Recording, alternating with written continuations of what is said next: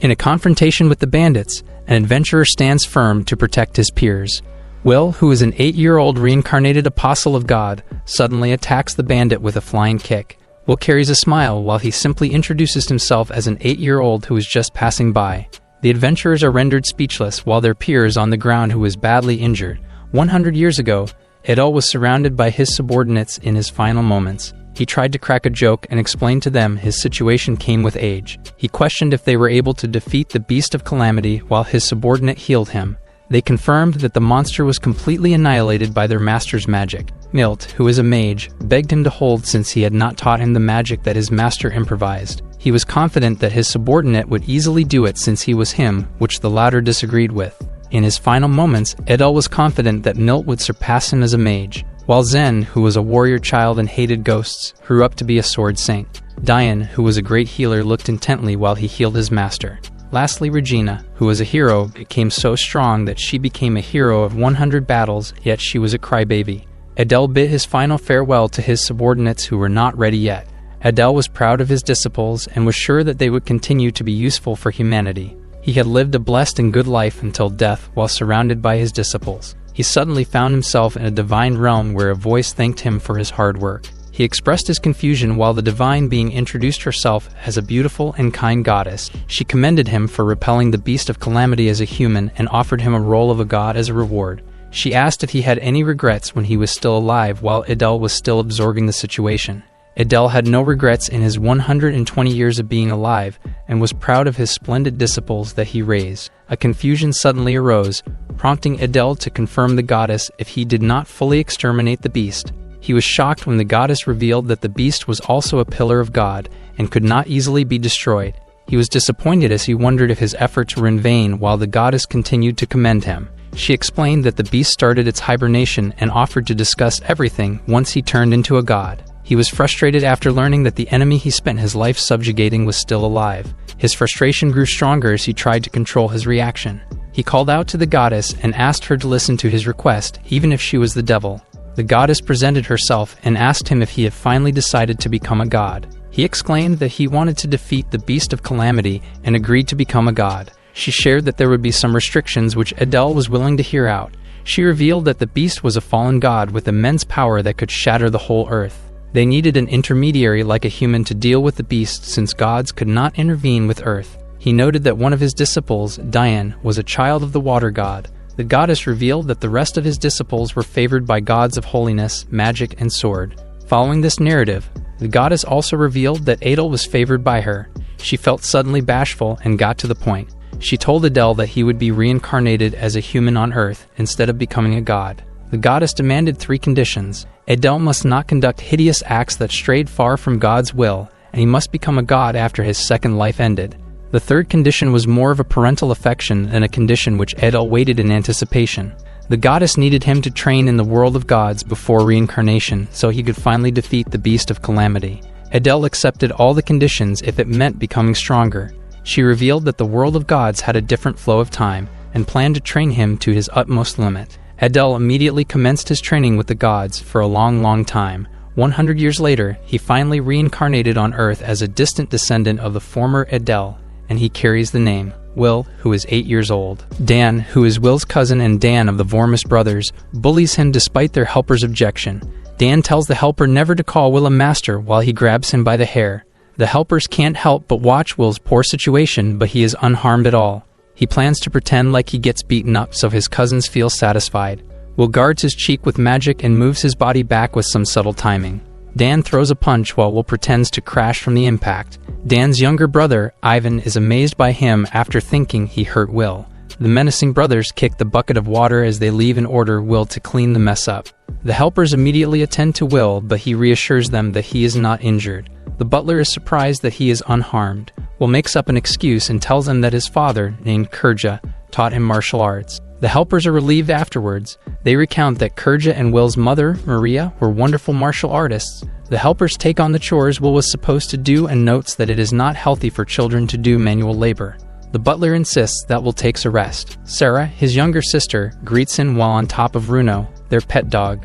Will greets his little sister and asks if she has been well behaved, which she confirms. Will then checks on Runo and pets the dog. Will thanks the old helper for taking care of Sarah, to which the old lady notes that it is not a problem. She recounts how splendid their dad was, who was a good leader and talented magician. The maid tries to butt in with a question, but the old lady stops her. She warns her that they don't know who could be listening and reminds her to be more careful. Will notes how kind the helpers are to them, even though their parents died 2 years ago. His father and his uncle were disputing over the family head position, but his uncle won due to his wife's powerful family, and his father was sent to a remote region. His dad died in the remote region after protecting the people from a demon. The tragedy caused them to be taken in by the main house of the Vormus family, whose children abused them. Will can run away after regaining his memories, but he can't leave his sister, so he chooses to live and press life with Sarah. He wonders what his disciples would think of them right now. They formed the Council of Sages after he died to prepare for the revival of the Calamity Beast. They also lead the Agency of Salvation, which is an organization with more authority and influence than even the king and the pope. He believes that his disciples are still alive after a century, and asks his helpers how he can meet them, which is not an easy task. The butler suggests that he enrolls to the Heroes Academy and join the Council of Sages if he achieves excellent grades. The Academy was created by the Council of Sages to discover and train the next era of heroes. The entrance exam is difficult, but his living expenses will be covered by the Academy and will let him live with his family in the dormitory. There are other options such as the Sages or Knights Academy in case he fails the exam for the Heroes Academy. Will is surprised that the other academies are treated as backups only and recounts that the Sages Academy was his alma mater. He is suddenly startled when his name is called enthusiastically. The butler is excited and is confident that he will ace the Heroes Academy's entrance exam. Will is uncertain if he can really ace it, but he plans to try the exam anyways. The butler confirms that there is no age limit since different races have different lifespans. He also reveals that there are some who graduated from Sages and Knights Academy, then took the exam to the Heroes Academy. Will worries if the head of the family will give him permission, but the butler reassures him that it will not be a problem. The butler shares that the Agency of Salvation will protect those children who are willing to enter the academy. Will is surprised by the authority of the Agency of Salvation. The butler makes a conniving expression as he offers to send the application for Will so no one will know. Will suddenly realizes that it is time to go back to work. He asks the helpers to take care of his little sister. He pats her head and reminds Sarah to behave well and take care of Runo. Will finally leaves to get to work. Will walks through the bustling street and prepares to hunt some birds for Sarah to get a decent food to eat. He proceeds to the back of the alley to go to the castle walls. He looks up the wall and notes that the height should be doable for him. He starts to gather magic at his feet and jumps at incredible height. The sleeping guard does not even notice Will's jump. He lands successfully on the other side and rolls over. He runs away from the castle unharmed and notes the results of the god's training. He suddenly sees a flying bird in the sky. Will hold the stone on his thumb and starts to regulate his magic. He then focuses on his aim and controls his power. Will fires the stone using his magic towards the bird, which he hits with precision. He considers hunting as good training as he collects his third bird. He is certain that Sarah will be happy to eat bird meat. Something suddenly catches Will's attention. He hears clashing swords and a commotion nearby. A group of adventurers are engaged in a confrontation. A wounded man stands bravely with his sword while he protects his female companion who heals their team member. The man tells her to run, but she insists that everyone is going to die if she does not heal them. He informs her that the bandits try to keep them so they can finish them off. Will lurks behind the three while the adventurers face a predicament of falling into the bandits' trap and die. Will observes that the male adventurer looks physically capable of defeating the bandits, but he does not have any openings. Will reckons that the 9 adventurers are his allies and the bandits are intentionally keeping them from escaping. Will also notices something while the bandit attacks the female adventurer. The male adventurer blocks the enemy's attack to save his peer. He suddenly sustains an injury on his back after the bandit slashes him. The man tries to retaliate with the remaining strength he has. Will describes the situation like a group of wolves hunting a bear when the enemies attack the man after protecting his female companion. The male adventurer tells the girl to run to the royal capital for help, but she objects. The man insists that it is the only chance they can get at survival. She is deep in thought, then decides to run despite her wishes. The enemy rushes to her and does not let the girl escape, but the male adventurer manages to block the enemy. The girl freezes in fear upon seeing another bandit sneaking up on her male peer. A turn of events have occurred when Will steps into the scene and kicks the enemy. The adventurers are rendered speechless by the unexpected intervention. Will looks at the fallen enemy sternly. He offers his help to the adventurers despite not knowing what is happening, which baffles the male adventurer's confusion. Will introduces himself as an 8-year-old passing through. He instructs the female adventurer to just focus on healing her peers. He reassures her not to let the enemies intervene while the bandit lunges at him. However, Will anticipates the attack and grabs the bandit by the arm and takes him down with force. The bandit crashes into his peer, and the two wince in pain. The remaining bandit is baffled as things happen swiftly, until Will strikes him with his knee on his head, breaking the enemy's mask. Will's attention is suddenly caught by a slashing sword. The male adventurer stands confidently as he manages to defeat the remaining bandits. He thanks Will for helping him find an opening after he dealt with the others. Will takes a look at the healer's situation and suggests that she could use healing herself. She acknowledges that she is injured, but her peers need her healing more than herself. Will steps in and offers to help her. He extends his arms and utters an ancient chant. A massive magic circle appears underneath the affected people.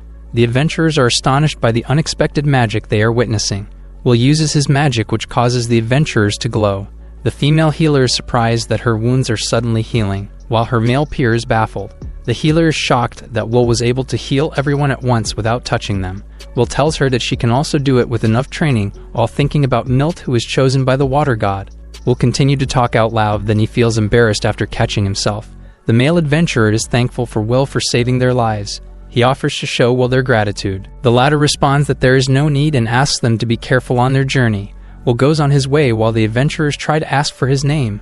He refuses to tell his name and notes that he is not an important person. The adventurers are left baffled by the mysterious kid.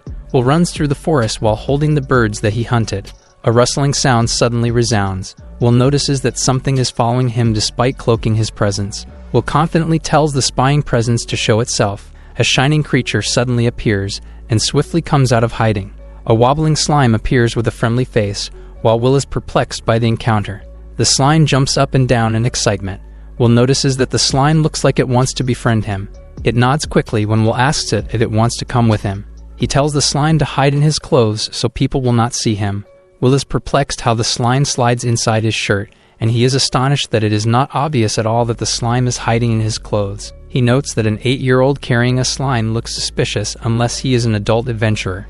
Will finally returns to the stable where he lives. The sons of the main house had forced him to sleep in the horse stable, but he got used to his situation eventually. His attention is suddenly caught by a barking dog. Sarah and Runo arrive at the stable to visit him. He asks his sister what she is doing at the stable when she is supposed to be resting in a separate room with the old maid. She explains that his sister wants to spend time with him for the day instead. Sarah turns emotional while she asks her brother's permission to hang out with him.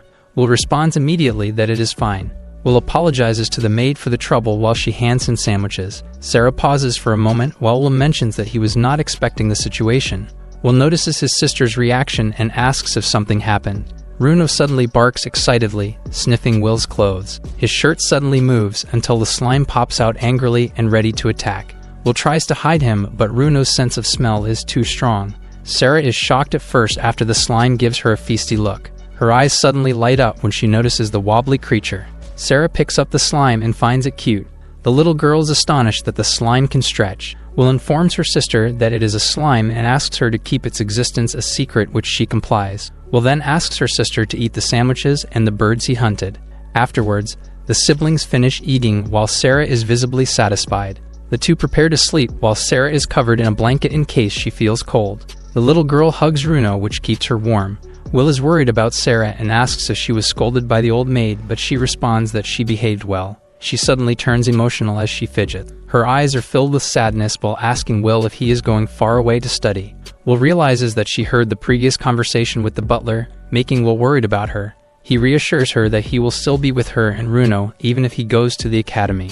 The siblings cuddle with smiles on their faces as they go to sleep. Sarah is proud to inform Will that she helped the old maid with chores for the day. 3 days later, Will carries on with his regular chores such as cleaning the toilet. He notes that he has been training while cleaning the toilet since he remembered his past life. He strengthens his magic by circulating it in his body and applying magic in the opposite direction of his body's movements. The main house's sons ordered him to clean the toilet with his bare hands, so he created a virus barrier out of magic. A chattering sound suddenly catches his attention. He is suddenly distracted by the noise while he cleans. Turns out that the main house's sons are angry at someone from the Agency of Salvation for barging in their home.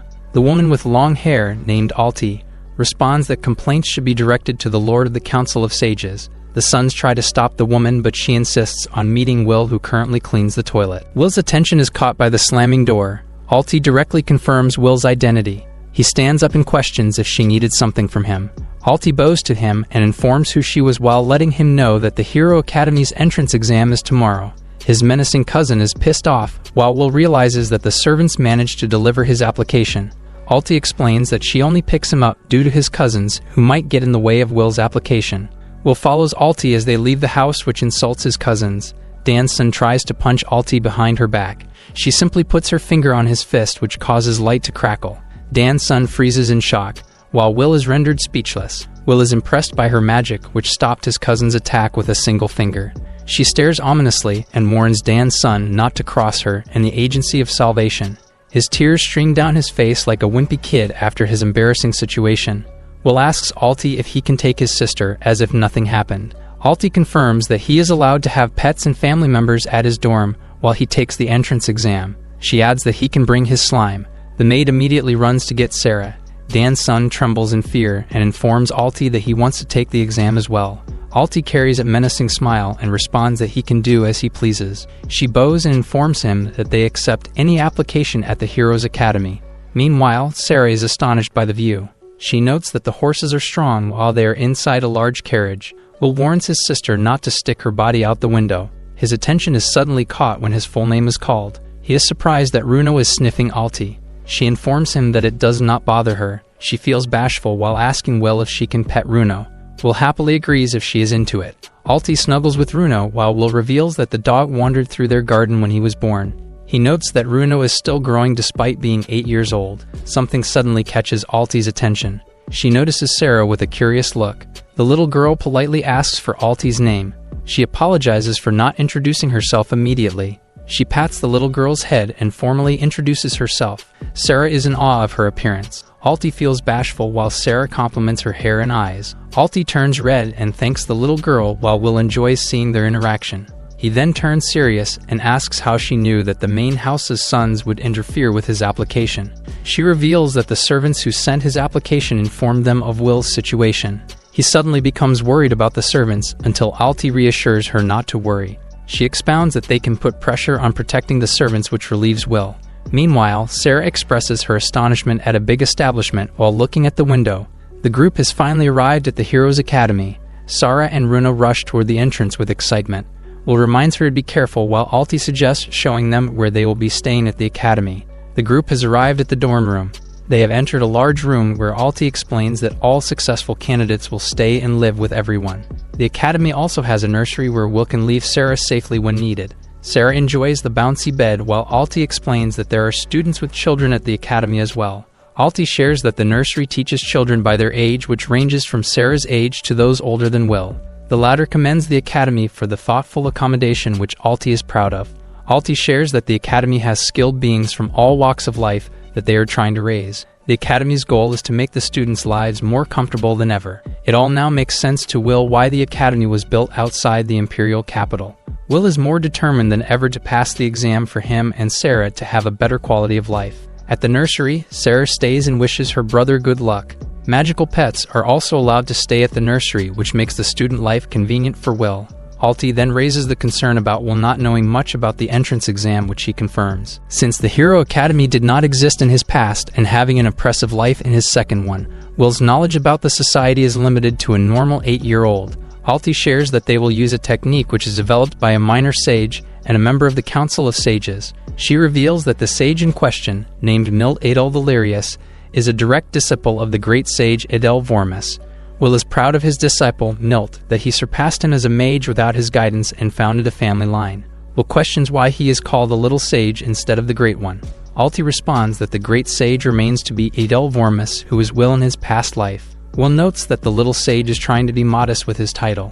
Alti then explains that guardian deities are literally one's protective deity, and every family has a guardian of their own, while the patron god of most human tribes is the one who governs the human race, and there are rare cases that other deities give their protections to some creatures. One of the most famous ones is a member of the Council of Sages, Dian Adel, who was chosen by Lady Aqua, who is the water god. Will is a bit embarrassed and wonders if Diane got the name as Mito or was named after him in his previous life. Alti continues to explain that chosen ones have higher aptitude corresponding to their guardian deities. That said, those with a human god as their guardian deity are mediocre. Alti brings Will to a magical room. She introduces him to the affection meter. She asks him to place his hand on top of the crystal to measure his ability. Will obliges while the crystal emanates light. He silently notes that he was favored by many gods before. He is certain that a lot of guardian deities would love to come to him. A vision of a woman suddenly appears in his mind. Will is baffled while Alti notifies him that the device has finished measuring him. Alti notices something strange about Will and asks what is wrong. He responds that it is nothing and asks what is the result of the measurement. Alti reads the result and reveals that his deity is a human god, which visibly disappoints Will. Alti finds it unfortunate that Will's guardian deity is a human. The latter pauses momentarily. He asks Alti if anyone has ever lost consciousness while using the device before. She responds that not to her knowledge. Will is certain that the gods favored him after spending many years training with them. He added that they were always friendly when they spoke with him. Will recounts the time he placed his hand over the crystal a couple of seconds ago. Something suddenly caught his attention when divine magic circles appeared above him just like when he died. He questioned if he was in the realm of the gods. A woman expressed her surprise upon seeing him. The goddess was in disbelief when she recognized Adele, but Will responded that he went by well now. She was glad to see that he seemed to be doing okay. The other gods appeared happy to be reunited with Adele. The gods wondered if he died, but Will confirmed that he did not and informed him of his new name. The goddess stopped the commotion and asked why he was in their realm, but Will expected that she knew the reason already. The other gods confirmed that they saw what happened. Their collective responses caused anger from the goddess. She snapped her fingers to make the others shut up, causing their mouths to be covered. She was embarrassed but asked him how Will got to their realm anyway. He filled her in and she was astonished by what the humans created, to which Will thought she did not know. Immersed in his thoughts, Will described humans to ants in the eyes of the gods, and were not as interested in them despite favoring humans. She felt embarrassed even more when she read his mind being judgmental about the gods. She insisted that gods liked humans while he agreed and noted that their realm was just different. The goddess was pleased when Will agreed to him. She asked him about his new life, to which Will said it was okay. He wondered what he would be doing when he died before remembering everything as a child. A creature in silhouette appeared and said not to worry. The god of dogs removed the plaster from his mouth and said that Lux Canis was with him the whole time. Will was baffled upon hearing the name Lux. The god of dogs smiled and mentioned that he meant Runo. Will was surprised to realize that Runo was not an ordinary dog. It was revealed that the goddess ordered the god of dogs to send Lux as their divine messenger and beast to accompany him in the human world. The god explained that Runo would instinctively protect Will if he was in danger, despite the divine beast not having any memory of his past. Will noted that Runo was more like a brother to him and took good care of his sister. The dog god smiled and looked satisfied. The god patted Will like his own dog while telling him that he sent Runo knowing that they would get along well. Will was shocked to learn from the dog god that it was him who named the divine beast Runo. The god revealed that they tried to whisper the divine beast's name to him, but he uttered Runo instead since he could not speak well yet as a toddler. A shiny creature appeared and revealed that he sent his divine messenger recently as well. The slime god appeared and was happy that Will liked the messenger he sent. The slime god liked it when Will's sister named his messenger as Wobbly. Will was relieved and thanked the gods, but they were not impressed and called him stupid. Will was deep in thought until he asked the gods if the divine messengers were like those chosen by gods, but they immediately said no. The gods explained that God's chosen ones were normal living creatures granted with a talent by their guardians. Meanwhile, messengers had the existence of divine beasts and had great abilities. The goddess was suddenly irritated and wanted to discuss something with Will. She wanted to tell him something important before he completely faded. The other gods bid farewell to Will, but the goddess had not told him what she wanted to say. She panicked and mentioned that it was about the human god's messenger. The goddess was about to reveal who was the messenger until she got cut off. The time was up while Will was clueless about what she really wanted to say. Presently, Will is in deep thought until Alti calls his attention. Alti makes a lengthy explanation that students prepare for exams by training in their strengths, but the number of guardian deities doesn't affect admission. She looks bashful and hopes that he understands. Will is rendered speechless. He thanks her and promises to do his best at the entrance exam. Alti shares that there will be a written and practical exam that he needs to prepare for. A student can pass the exam if they can get an excellent grade in any exams, with the chosen ones having an advantage. Will asks if Alti is one of the God's chosen ones. She confirms and reveals that her deity is the sword god, which Will recognizes. Alti reveals that she just became an apprentice the other day for the Agency of Salvation, which makes her the youngest member. Will is surprised that she is only an apprentice despite her strength, and she responds that she is still training every day. Meanwhile, the gods watch over them from a large crystal ball. The gods think that Will is doubting them, but the goddess ignores them. She angrily responds that they do not have any choice and does not think that he would go back to the realm so quickly until the fire god calms her down. The fire god blames Mito for the device he created, which makes Will look incompetent. But the magic god replied that they could not do anything if humans do not know the existence of an apostle. The god of military arts questions why their blessings were not measured by the device and asks what is an apostle. They reiterate their explanation of the differences between the chosen ones and the divine messengers. The military arts god still does not get what is the connection with the device not working, to which the fire god reminds him. He reveals that Will is a divine messenger of the human god, just like Runo and Wobbly. He explains that the human god is the supreme god's daughter and princess of the gods, with her divine beasts as special messengers called apostles, and Will is an apostle of gods with their collective blessings. The military god summarizes his explanation that Will is the most amazing divine messenger, which causes the fire god's disappointment. He explains that the measuring device is for the human race and not for apostles. The military god tries to absorb the information, while the fire god still thinks that he does not get it. The military god is confident that there will be no problems. He is proud of Will being his apprentice, and he will turn down any unfair criticism. The gods agree with the military god despite taking him too long to get everything. The goddess suddenly pressures that dragon god to send his divine beast, and he responds that it is still being voted upon. Meanwhile, at the nursery, Sarah plays inside with all the other kids. Will calls his sister, which makes Sarah light up. Suddenly, a menacing kid hits her with a rolled paper on her head. She winces in pain while a vase suddenly shakes after getting bumped accidentally. Sarah tries to hold her tears without knowing that the vase is about to fall on her. Alti urgently warns Sarah to watch out, then suddenly a slipstream blows her hair forward. Will manages to pull Sarah to safety and escape the crash, causing Alti to be shocked. She silently notes that she did not even see him move from her position. Will is relieved after saving his sister while a question about his identity arises. The teacher scolds the careless kid while Sarah apologizes to Alti. The latter steps out of the nursery and arrives at the entrance of a mysterious room. The door magically opens and someone inside tells her to come in.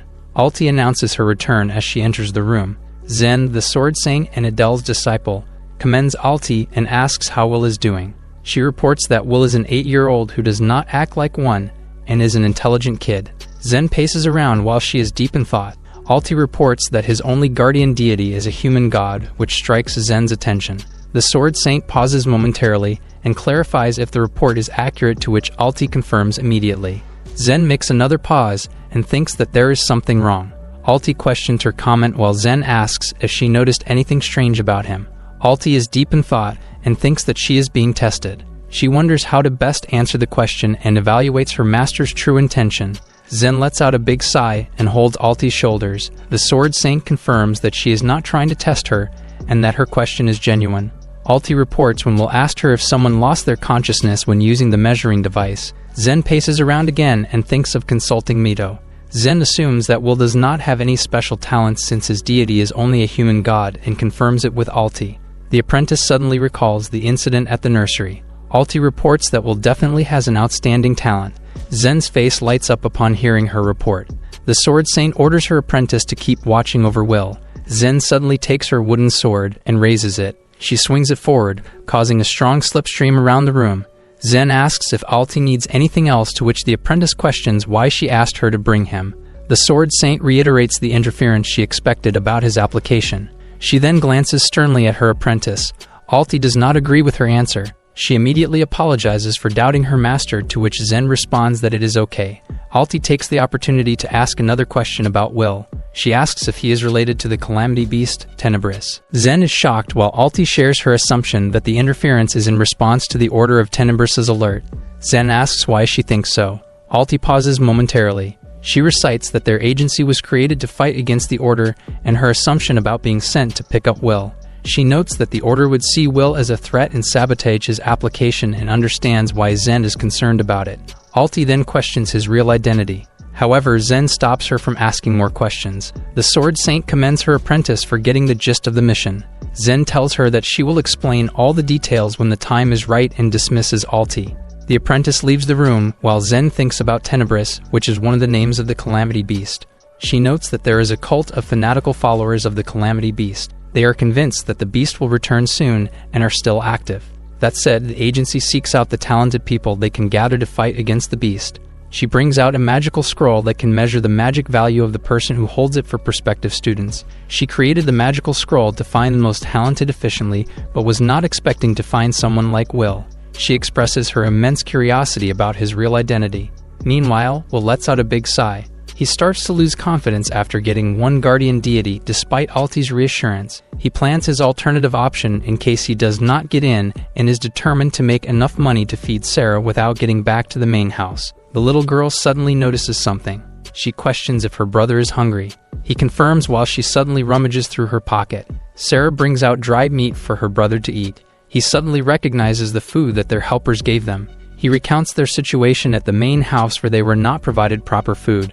The helpers would sneak in some food for them whenever there was a surplus. Will asks his sister if she is not hungry, to which Sarah responds that she is not.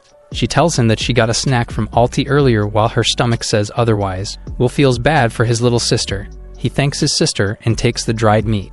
Will takes a bite and tells her that it tastes good. He suddenly shares information to his sister. He informs her that she can eat at the cafeteria, which shocks the little girl. Her surprise intensifies when Will tells her that she can even get refills. He reassures her that she does not need to eat any more leftovers and acknowledges their harsh life. Sarah reassures him that it was not that bad with him by her side. Will is more determined than ever to pass the exam while he asks her sister to go to the cafeteria. Sarah's face lights up upon seeing a proper meal on the table. She can't believe that she can eat the meal, which Will confirms. He also tells Runo and Wobbly to have their fill as well. Sarah is over the moon while Will reminds her to eat slowly. Something suddenly catches his attention. He notices that the cafeteria is empty and wonders if the students are outside the campus to train. Will thinks about the possibility of him getting admitted to the academy. He asks Sarah if he could have a moment with her. He opens up the idea of getting admitted to the Heroes Academy. Sarah is certain that he will get in.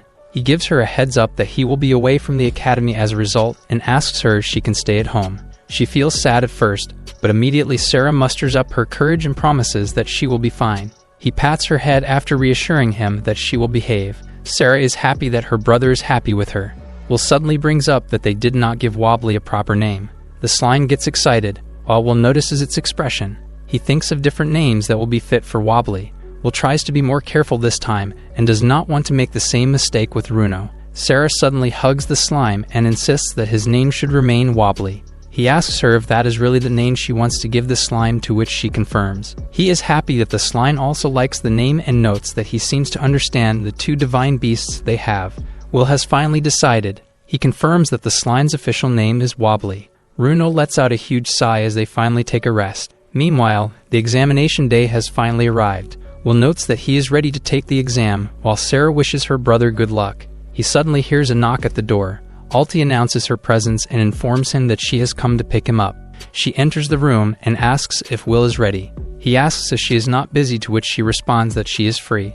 Will questions if she does not need to prepare anything for the examination day, but she reiterates that she is free. He assumes that the agency either does not give her any tasks because she is an apprentice or she is under house arrest for something she did. She asks if he will take Runo and the slime with him.